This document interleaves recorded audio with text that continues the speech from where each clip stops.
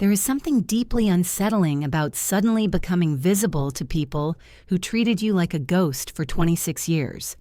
My name is Maya, and for most of my life, I was the invisible child in my family. While my older brother Alexander received all the attention, praise, and love, I existed in the shadows watching from the sidelines. But now at 28, my parents cannot stop calling, visiting, and pressuring me about my future. The strangest part, they act like they have always cared. But when I discovered the real reason behind their sudden interest, I realized I had been wrong about everything my entire life. Before I tell you about my journey from the forgotten daughter to the one they cannot live without, let me know where you are watching from in the comments below. Do not forget to hit that like button and subscribe for more stories that will touch your heart and maybe change how you see family forever. Now let me take you back to when I was 12 years old and learning that love in my house came with conditions. Growing up in suburban Phoenix, Arizona, our two-story house with its perfectly manicured lawn looked like the American dream from the outside. My father, David, worked as an engineer, my mother, Jennifer, as an accountant, and we lived comfortably in a neighborhood where success was measured by the trophies on your mantle and the college acceptance letters on your refrigerator. The problem was, all those trophies and letters belonged to my brother Alexander. Alexander was 3 years older than me, born in 1992, and from the moment he could walk, he was everything my parents had dreamed of. He excelled academically, maintaining a 4.0 GPA throughout high school. He was captain of the football team, student body president, and the kind of kid who made other parents say things like, "I wish my son was more like Alexander" at neighborhood barbecues. His bedroom was a shrine to achievement walls covered with certificates, medals, and photographs of him with our parents at various award ceremonies and games. My room, on the other hand, was small and simple. The walls were mostly bare, except for a few drawings I had made and a shelf of books I had collected from yard sales. I loved to write stories and create art, spending hours crafting tales about characters who felt more real to me than most people in my actual life. But when I tried to share my creative work with my parents, they would nod politely and say things like, "That is nice, dear," before immediately turning their attention back to Alexander's latest accomplishment. The difference in treatment became crystal clear during my 13th birthday. It happened to fall on the same day as Alexander's football championship game, and my parents were so focused on getting to the stadium that they completely forgot about my special day. I spent the afternoon alone watching through my bedroom window as neighbors gathered in their yards, wondering if anyone would remember. When they finally returned home after Alexander's team won, my mother rushed to the kitchen and emerged with a grocery store cake, still in its plastic container. "Happy birthday, sweetheart," she said, but her eyes were still shining with pride from watching my brother catch the winning touchdown. School became my refuge, particularly art class with Mr. Thompson, who was the first adult to recognize that I had genuine talent. When I won the statewide creative writing contest in 8th grade, beating out hundreds of other students, I was so excited to share the news. I remember running into the kitchen where my parents were discussing Alexander's college application strategy. "Mom, Dad, I won the state writing contest," I announced, holding up my certificate. They both looked at me, and my father said, "That is wonderful, Maya. We are very proud." But before I could even respond, my mother turned back to Alexander and said, "Now about your Berkeley application essay, do you think you should mention the volunteer work first or the football captain position?" The pattern continued through high school. During parent-teacher conferences, when my English teacher praised my writing abilities and suggested I consider journalism school, my mother would nod and then immediately ask, "But how are her math scores?" Alexander was always excellent at mathematics at this age. At family dinners, the conversation revolved around Alexander's college experiences at UC Berkeley, his internships, his networking opportunities. When I tried to contribute stories about my own school activities or achievements, I was often interrupted, or the subject would quickly shift back to my brother's latest accomplishment. I learned to adapt by becoming fiercely independent. While my parents drove Alexander to every practice and game, I took the bus. While they helped him with college applications, I researched scholarships and filled out forms by myself. I taught myself to cook simple meals because family dinners were often scheduled around Alexander's activities. Most importantly, I developed a thick skin and learned to find validation from within rather than seeking it from others. The only person who truly saw me during those years was Mr. Thompson, who encouraged my writing and helped me understand that being overlooked did not mean I was worthless. He would often stay after school to review my stories and essays, offering constructive feedback and genuine enthusiasm for my creativity.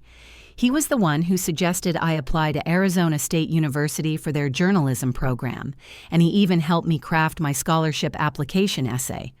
Thanks to his guidance and my academic record, I received a partial scholarship that made college financially possible. When I graduated from high school in 2013, my parents attended the ceremony, but only because it was convenient. They were already planning to be in the area for another event, so they figured they might as well stop by.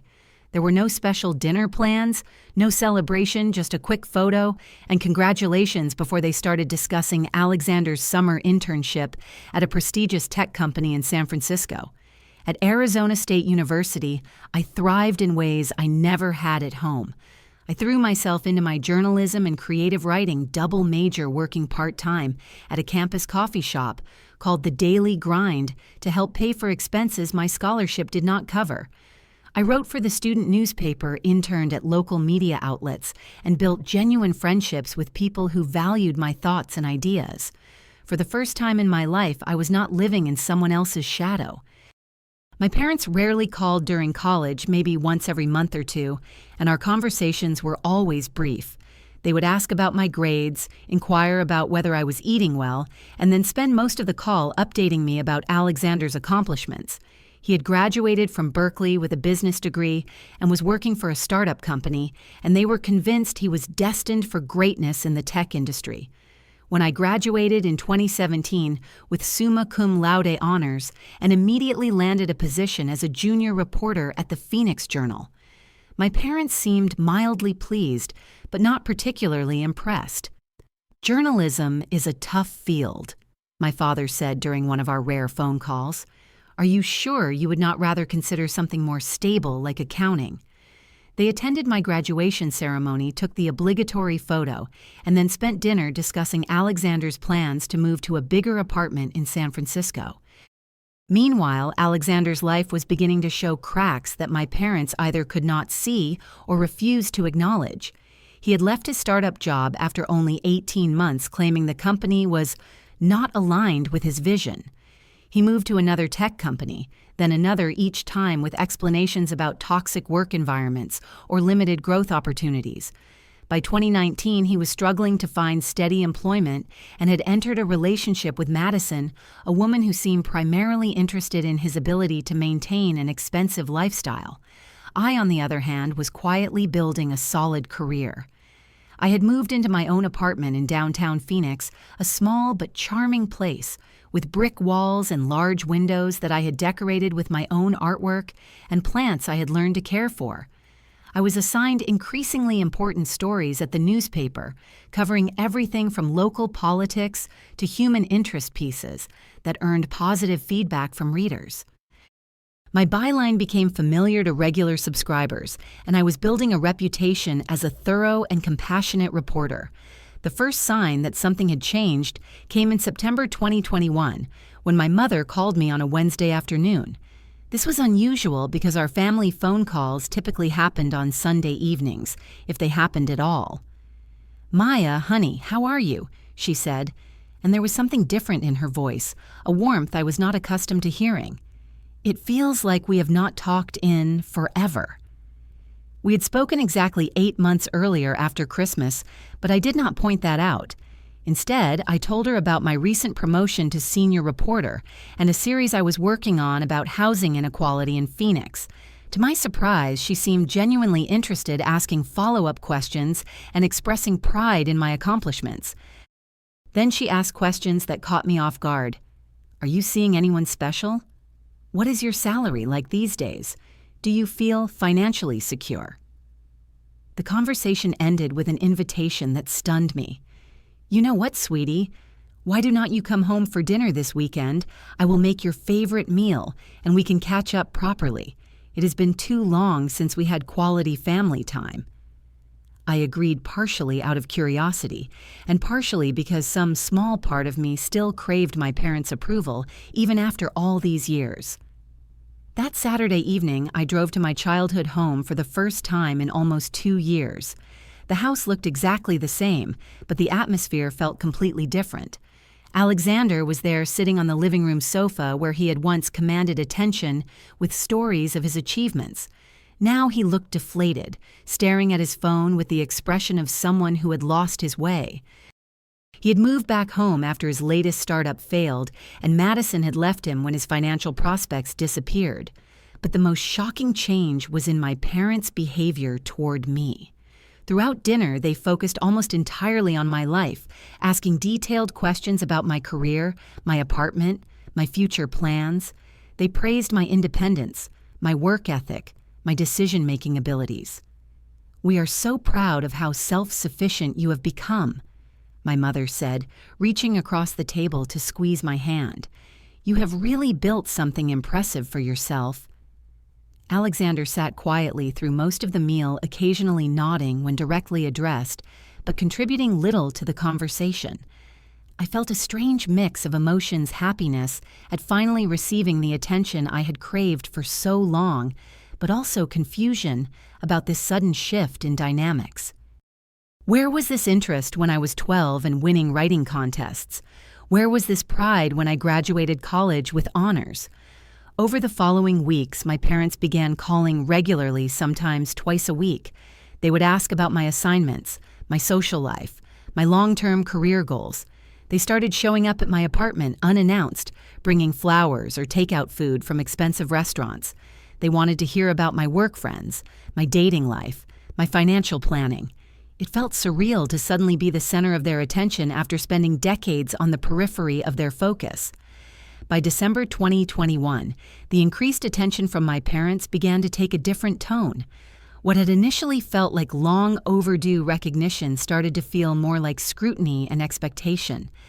My father called me on a Tuesday evening, his voice carrying a seriousness I rarely heard when he spoke to me. "Maya, I think we need to have an important conversation about your future," he said. "Your mother and I have been thinking, and we believe it might be wise for you to consider moving back home for a while." I was sitting in my apartment editing an article about local small business recovery after the pandemic, and his words made me pause. "Move back home, Dad. I am doing really well here.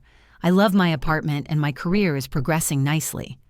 But he pressed on, explaining that I could save money by living rent-free, that I was approaching my late 20s, and should be thinking more seriously about settling down and starting a family. "You cannot be a career woman forever, Maya. At some point, you need to think about finding a good husband and having children." These conversations became more frequent and more pointed. My mother would call and casually mention eligible bachelors she had met through work or social functions. "There is a lovely young man at the accounting firm Maya. He makes excellent money and comes from a good family. I think you two would hit it off wonderfully." When I explained that I was happy focusing on my career for now, she would sigh and say things like, "You are not getting any younger, sweetheart. Opportunities do not wait forever." The pressure intensified in January 2022 when my mother brought up a subject that completely blindsided me. We were having coffee at a restaurant near my office when she mentioned almost casually that Alexander was working on a new business plan and could use some financial backing. "He has learned from his previous mistakes," she said, stirring sugar into her latte. "This new venture is much more solid, but he needs some startup capital. We were wondering if you might be able to help him out, just temporarily, of course." I nearly choked on my coffee. Here I was finally receiving attention and respect from my parents, only to discover that it came with expectations I had never anticipated. "Mom, I am saving money to buy my own house," I said carefully. "I have been working toward this goal for years, and I am finally close to having enough for a down payment." But she persisted, explaining that family should support family, that Alexander was going through a difficult time and needed our help to get back on his feet. When I declined to lend money I had worked so hard to save, I noticed an immediate change in my mother's demeanor. The warmth in her voice cooled noticeably, and she spent the rest of our coffee date making comments about how successful people have obligations to help those less fortunate, especially family members. "I am surprised by your attitude, Maya. I raised you to be more generous and family-oriented than this." February brought our first real argument. I had just received the wonderful news that I was being promoted to assistant editor, a position that came with significantly more responsibility and a salary increase that would finally allow me to start seriously house hunting. When I called to share this exciting development, my father's response was not what I expected. "Are you certain this is the right path for you, Maya?" he asked.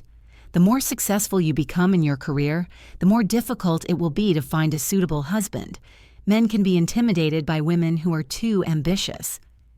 I felt something snap inside me. "Dad, where is this coming from? For 26 years, you and Mom barely acknowledged my existence.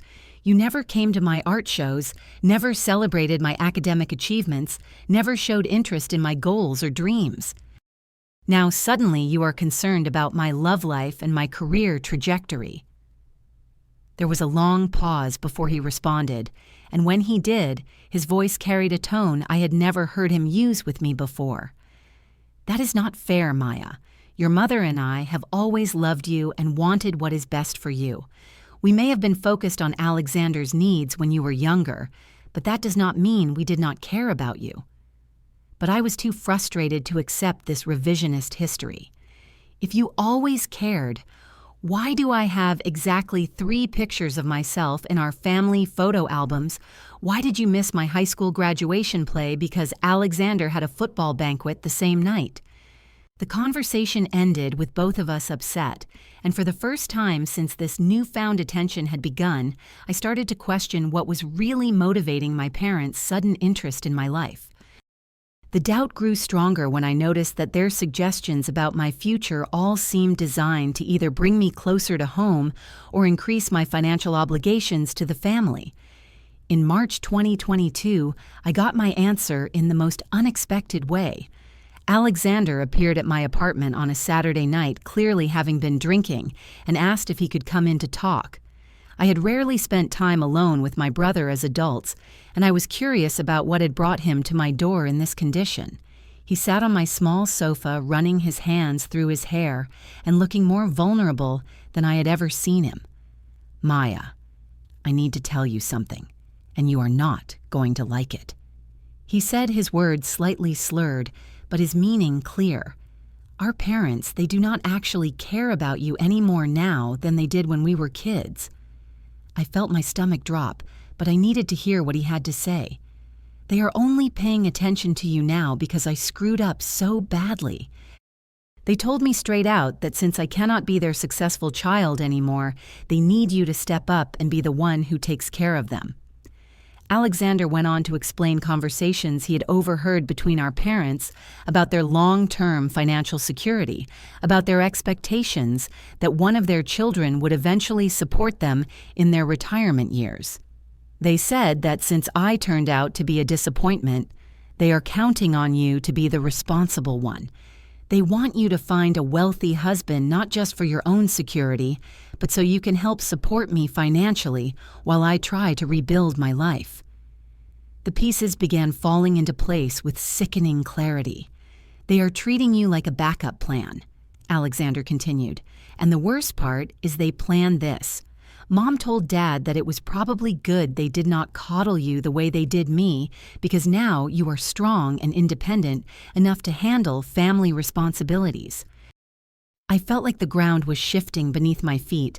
Even my childhood neglect had been designed to mold me into someone capable of supporting the family when their golden child failed to meet expectations.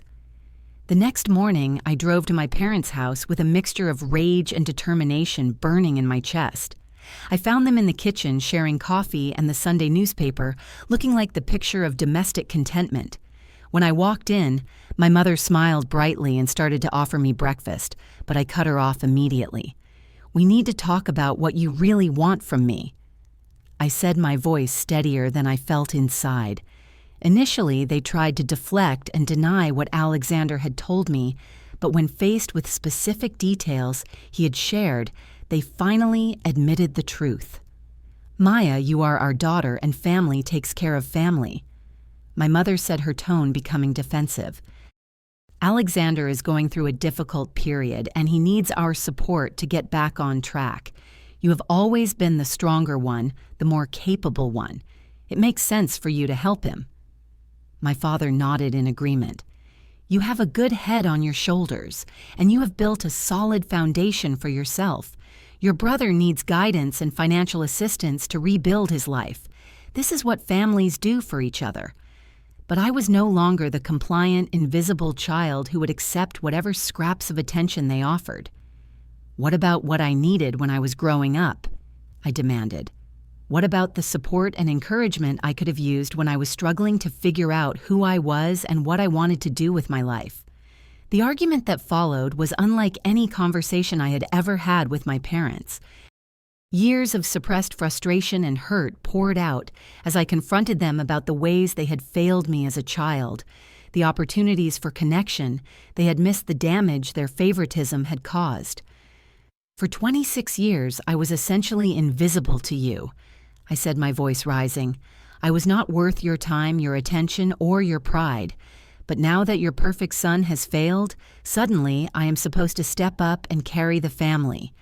My mother became increasingly defensive, insisting that they had always loved me equally, that I was misremembering our family dynamics. But in her anger, she revealed more than she intended. "We raised you to be independent and self-sufficient because we knew you would need those qualities. We did not spoil you the way we did Alexander because we could see you were stronger, more capable of handling difficulties. Everything we did was intentional, designed to prepare you for adult responsibilities."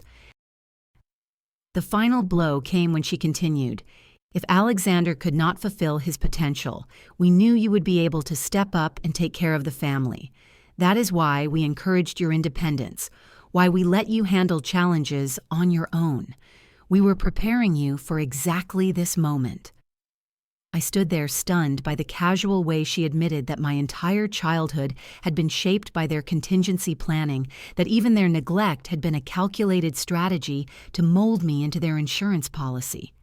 Walking out of my parents' house that day, I felt something I had never experienced before, complete emotional freedom from their approval.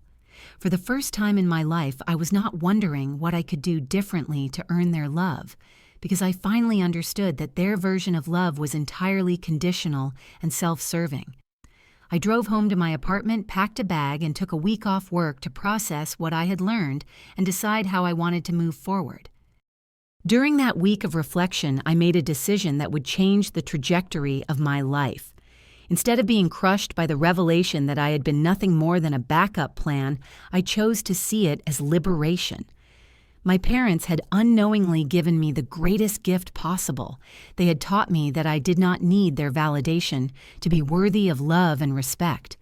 While they were busy creating Alexander's dependence on their approval and support, they had accidentally fostered my independence and resilience. I returned to work with a renewed sense of purpose and threw myself into my journalism career with an intensity I had never felt before. I volunteered for the most challenging assignments, worked overtime to perfect my reporting skills, and began developing sources for the kind of investigative journalism that had always interested me but seemed too risky to pursue.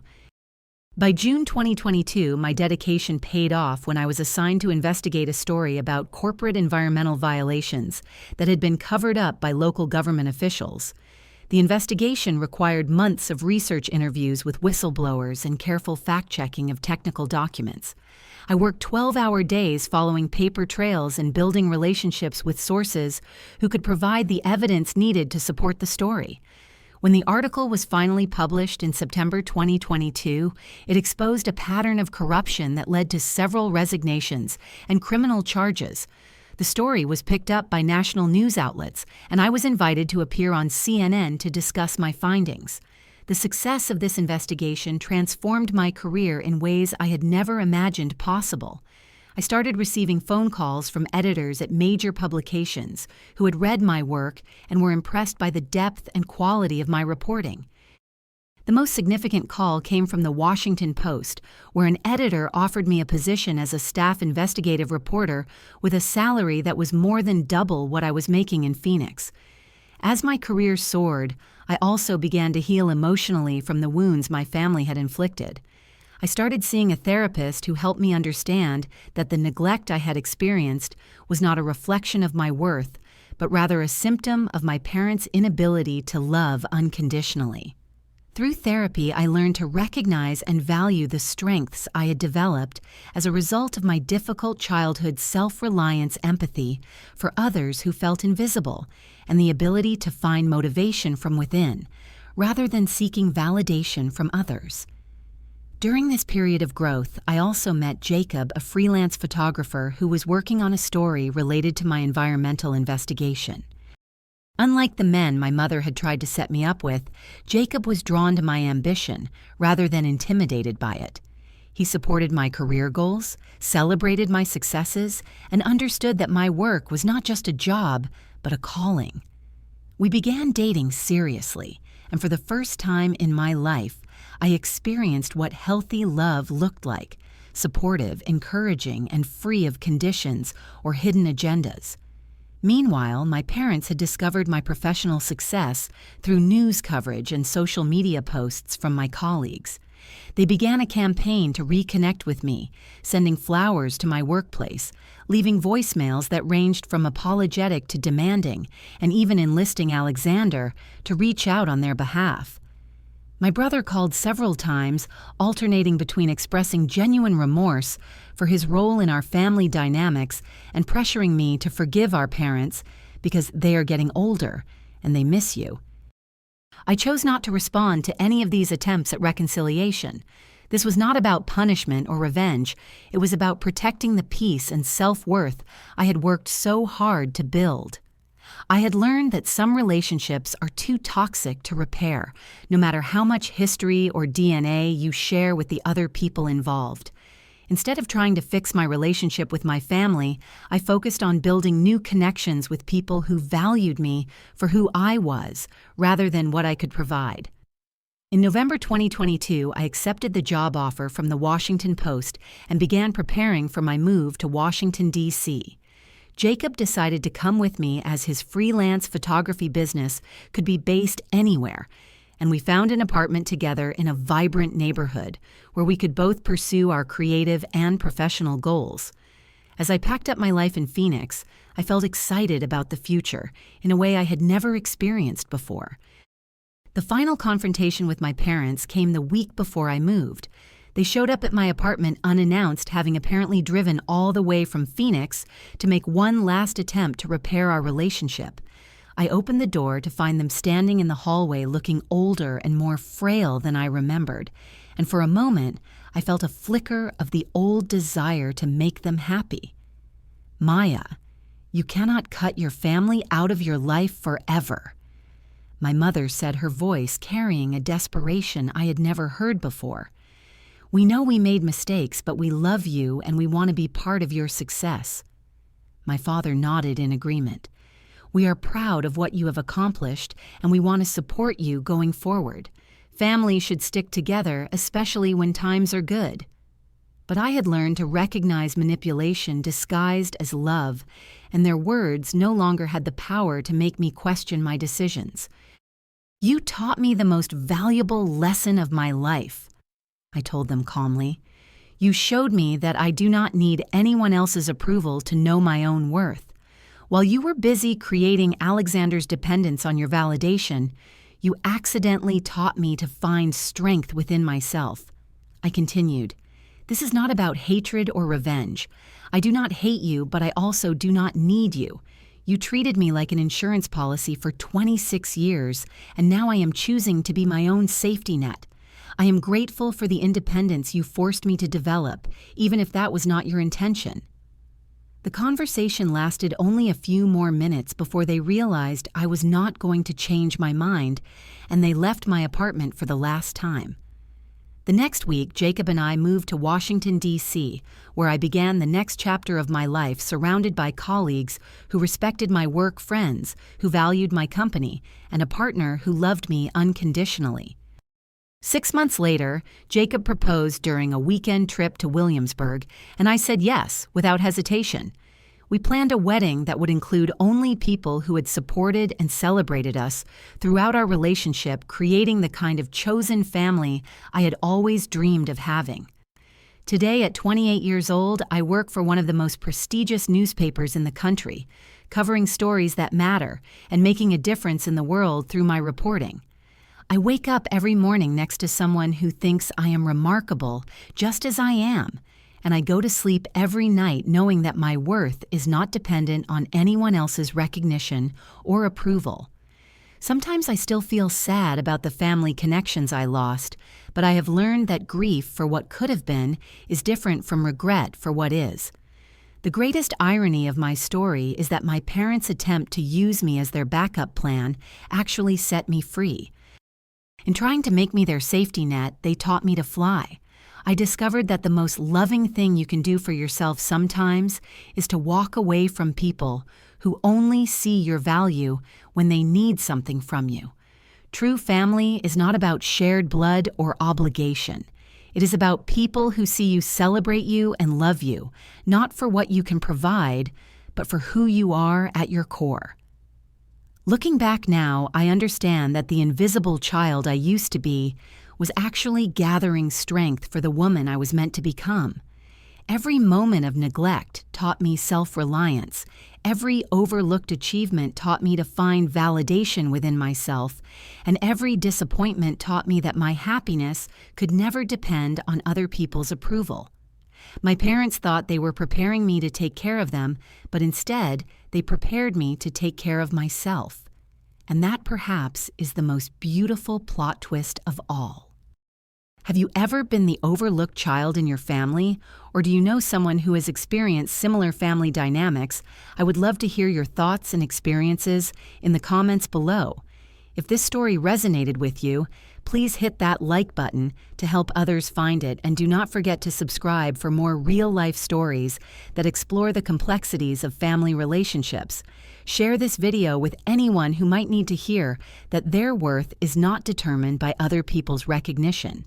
Thank you for listening to my story, and remember that sometimes the greatest gift is learning you are enough all by yourself.